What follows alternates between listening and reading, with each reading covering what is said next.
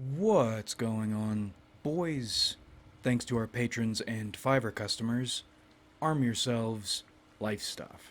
I've been thinking about learning lessons recently, and this was prompted by some professional experiences and some comments. And the comments made me want to vomit this idea I'm teaching anyone anything, or that anyone learns anything they are taught. All my videos are labeled as entertainment, and my goal is to hear myself talk. I don't normally get to hear my voice in contexts I want to hear it. But the idea of people instructing other people, passing on lessons that are received and learned, is nonsense. You can, for sure, instruct at people if that's what you want to do, but you aren't going to get anywhere. Even if you accrue bunches of followers, nobody is going to learn from anything you're saying because you are not a teacher. Teachers aren't teachers. The only way anyone learns anything is by experiencing select circumstances. And even circumstances don't teach lessons necessarily. You can listen to what someone has to say, you can follow their advice, you can trust their advice, but you don't learn the lesson until you learn it yourself. Example, all this work nonsense.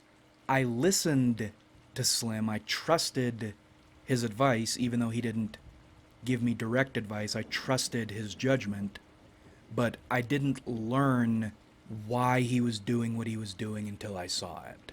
I was listening to Teddy K's book again, and he talks about the way economic systems and philosophies and ideologies drawn up in rooms in isolation, all in the abstract, by theorists or philosophers, don't work in practice.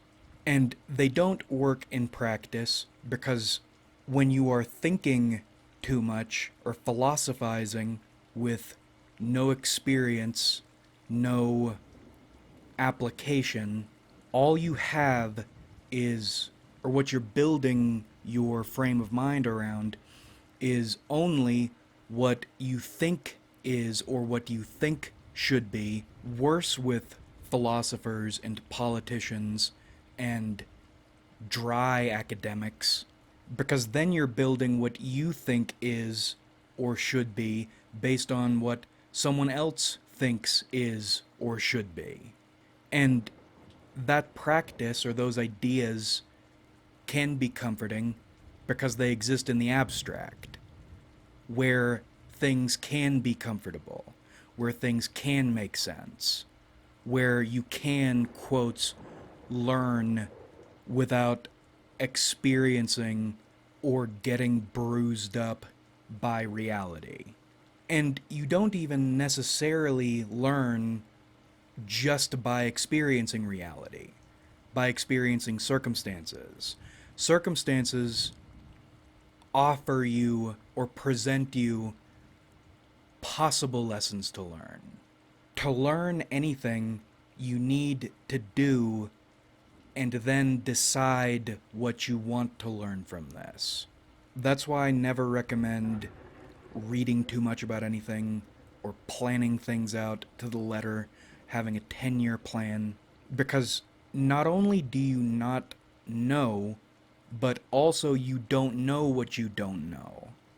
You don't even begin to know what you don't know until you experience everything you don't know. And then you can start deciding the things you maybe want to try to know. You don't decide you want to know something, and then you read about it, maybe listen to some lectures, and then you know it, because I think lessons are wet. They're organic. And you are a factor in them. You don't just, nobody just knows anything. They know what they know in the way they know it. Which is one of the reasons different people in the same circumstances extract different lessons. There isn't a universal standard of knowledge. There isn't a universal standard for the way one must know something or does know something. And there aren't these universal roles in society you achieve in the same ways and then perform in the same ways. You are the secret ingredient to your life, and what you learn, the ways you learn them, and the ways you apply them create a machine unique to you.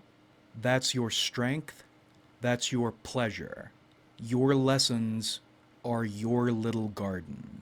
And you don't construct that, you don't achieve that in a sterile cell filled with other people's ideas that you don't even apprehend because you've never needed to apply them, you've never tried to apply them, and step by step 10-year plans of things you think you would like to do or think you need to do. You don't know what you need to do because you haven't done anything.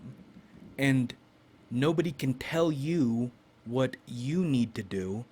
That's another thing you have to figure out by doing. And the smallest nothing things you encounter while doing can change your idea of what you need to do or think you need to do. That ass I saw haunts me. 15 seconds set off a 3-week chain of events and thought cabinet thoughts that made me reevaluate what I thought I knew. But if someone else saw that same ass, they might not get anything out of it at all. It might not have meant anything to them. The only way you learn anything is by experiencing, iterating, experiencing, iterating. And you learn from these experiences lessons suited to your mind and to your goals. Now, the other reason we've been thinking about how people actually learn lessons and how these lessons and experiences shape people is order development stuff. Now, we have been allowing our order to develop organically. However, I'm feeling a push to try to start making things happen. However, as we just discussed, planning too much instead of doing prevents anything from happening and sets you up for failure. It's so easy to plan building up a security company and mapping out the progression of influencing local governments up to installing senators in multiple states. But how do you actually do something like that?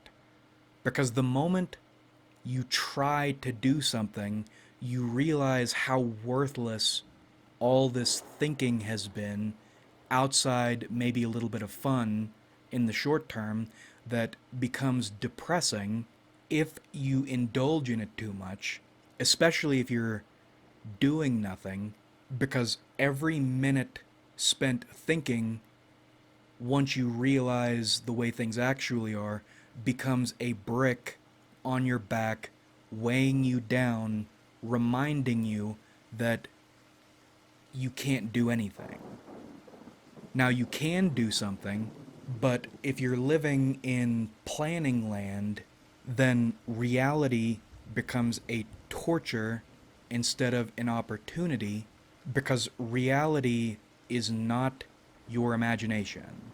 It's not your plans, it's not your desires, and it exists to stomp all over what you think you want and what you think you should do. And it reminds you, you don't know as much as you think you know. Because if you actually knew anything, then reality would not be a torture. It wouldn't even really be an opportunity. It would be a blueprint that you follow step by step and then get the exact outcome you want. And that's not the way reality works. But See, your imagination, your plans, your desires are one web of thinking. The lessons you learn by doing, they might seem like small little tidbits at first, but the more of them you accumulate, the real life lessons you learn become their own web, based not on what you think is or should be, but on what you've seen, what you've done, and you know because you've done it. That's a web of ideas. I think what distinguishes the two is in thinking land, you get to determine the outcome, and that makes you feel like an accomplished, smart fella. You have absolute control in your fantasy land. In reality, you don't know what outcomes there are. The outcomes are rarely, if ever, conclusions. Well, they're never conclusions. There's no static, happy ending, mission accomplished banner forever, for all time. And there's no clear or chartable course to get there, no step by step. Meaning, when you achieve outcomes, they aren't, if you achieve any, the outcomes you achieve are not the ones you were planning for, the ones you thought you wanted, because you had to fight for what you could reasonably get, and what you get is not, if ever, what you want. But these outcomes are real, and you achieve them using real lessons you have learned by engaging with reality. And with each outcome you achieve, no matter how small or no matter how far from what you thought you wanted, you learn more lessons, making you more able to achieve more outcomes and learn more lessons. When you choose to play with reality, where you have no power, you have no control, you don't know where you're going, you don't know where you're going to end up, instead of clinging to your perfect ideal and staying in your head or with your books where everything makes sense, you end up getting closer to a life in which you don't need to live in imagination land, in a fantasy. You aren't constructing something ideal in your head, but false and hollow. You're learning what's out there and where and how you fit into it. And where and how you fit into it and what's out there, again, not at all close to your fantasy, what you think should be, but it's substantial. And in my opinion, a lot more fulfilling. No matter how grotesque and humiliating it is. And it will be grotesque and humiliating and infuriating and disempowering and unfair, but when you get a win you're satisfied with, even if it's not the one you wanted, using lessons you learned by engaging, boy howdy does it feel good. And you end up with more than just wasted time and a growing sense of dissatisfaction and disaffection you are powerless to do anything about. Now, the reason we bring this up in relation to order development is recruiting. In your ideal heist fantasy, you put together a crack team of professionals, of experts, all with perfect sets of skills for their perfect little jobs, and then you pull some Ocean's 11 shit and everything goes off without a hitch.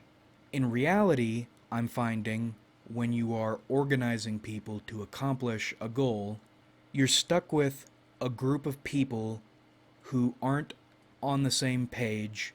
Probably a few of them hate each other.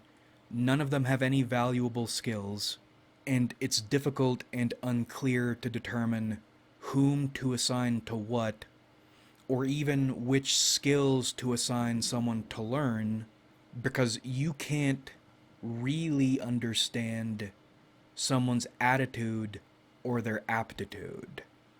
You can get a general sense, but really to know somebody, that's if you're going to try to accomplish that at all, that's not something you do in a short period. And again, because this is reality, let's say you do invest all that time and learn somebody and you realize they are not at all what you want or even what you need. How unfortunate it is human beings are not dolls in your little game whose personalities are superficial, not tied in horrifically with every single thing about them, and are totally outside your control, much less your understanding. Nonetheless, every single day, all over the world, disregarding quality, things get done. How? By grinding people against things until you find out which gears fit where, and then you put them in those places.